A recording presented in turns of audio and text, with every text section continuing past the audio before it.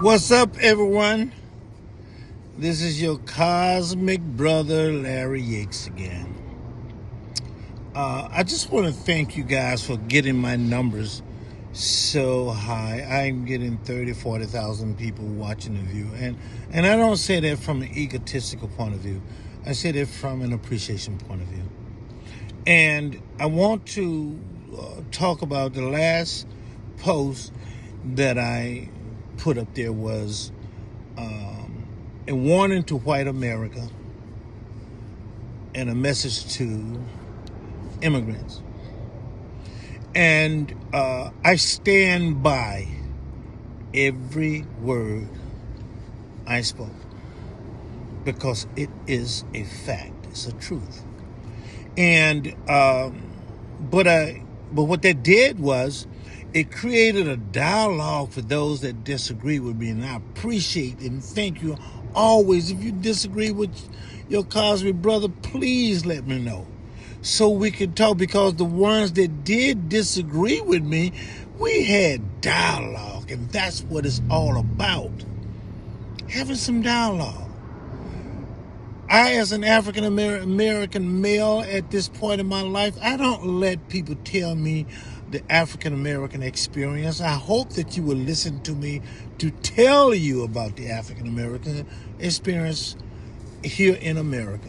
And if you disagree, it's okay. Man, let's just talk. I'm talking today because of the recent killing of this young man in Minnesota by law enforcement, whatever you want to call it. I told you that this was going to happen. I told you. And he didn't have to pull the gun. He just had one on him. And let me say to you, those of you that didn't understand what I was saying when I was pointing out how we as African American being treated by so many different race, creed, and groups of people that come to America, I stand by it. But let me just say this. I wouldn't be where I am today if there was not for the Jewish community. This is a Jewish emblem called a chai, because I am of the Jewish faith, an African American Jew. Make no bones about it. And then there's so many of the Jewish community that have embraced me. I wouldn't be where I am today. And yes, I'm successful. But it was because of some of my Italian friends. I communicate around the country because of some of my Hispanic friends. And the first person that invested into my company Keynote was an Asian man. So my love for the human race in this country, I did not mean to exclude those of you that are doing the right thing, that are doing the kind thing. I was only pointing out too many fight against us, and that's a fact.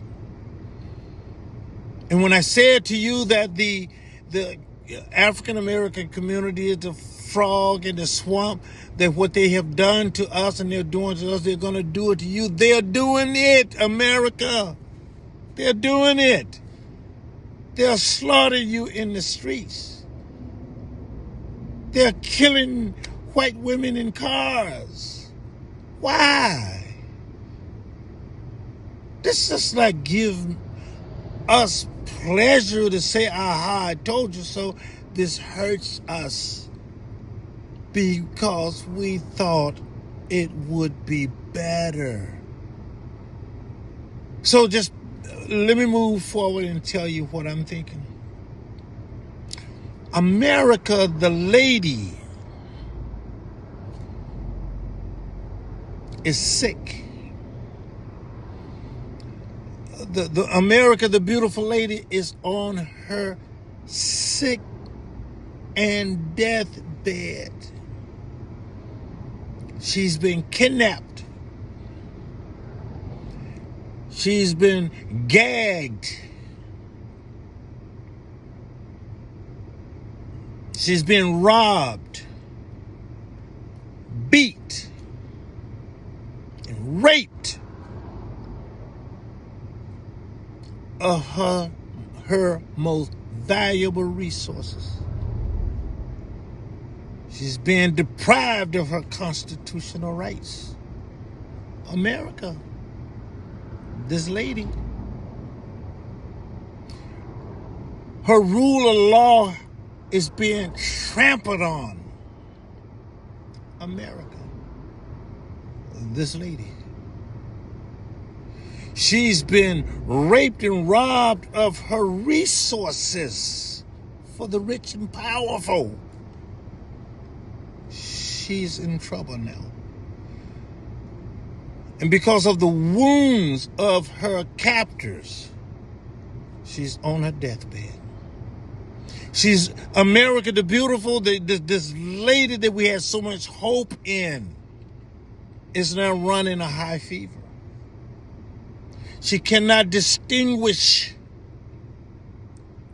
truth from alternative truth, facts from fiction.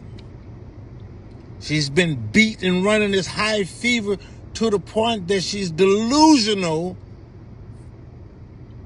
about her past. And she's struggling to see her future. America is sick now. And her organs are shutting down state by state because of this abuse. But we cannot let her captors, her kidnappers, pull the plug of her life support system. America needs a medical team. She's been raped and robbed and beat to the point that she has no spiritual guidance, spiritual hope.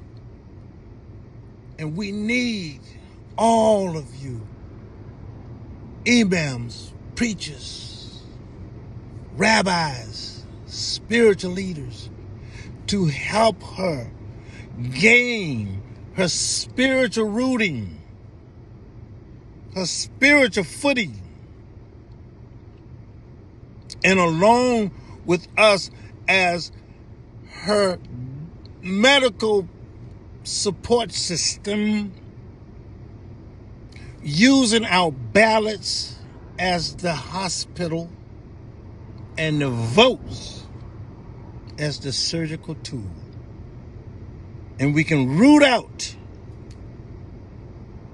part of the disease while she's suffering from the disease of Trump-itis, but her base, the massive spread of her disease that metastasized, was hate, greed. And Trump-itis is the symptom of that disease.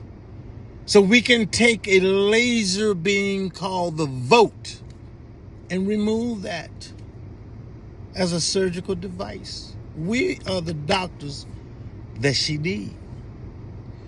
And our spirituality, our consciousness, and our love, and our coming together under one umbrella, we can be like the chemotherapy that washes out the disease through her whole body. Yes, like chemo, there will be pain and suffering.